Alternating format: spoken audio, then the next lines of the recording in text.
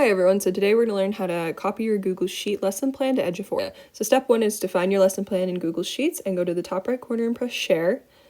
And then at the bottom where it says get link, you're going to click change link to Lubbock Cooper ISD. And at the bottom you want to make sure that your Dropbox says viewer and it says anyone in this group with this link can view. That way when you copy the link anyone can see it. So then click copy link and it'll copy it to your clipboard. Press done and then you're going to go to Eduphoria and open up your lesson plan.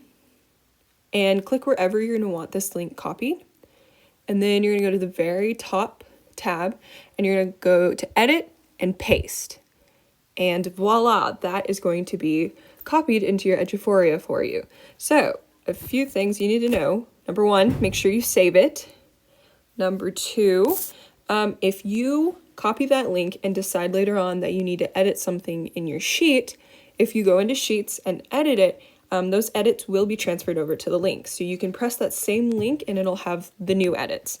So thank you for listening. I hope this was helpful. Keep it up. You're doing amazing.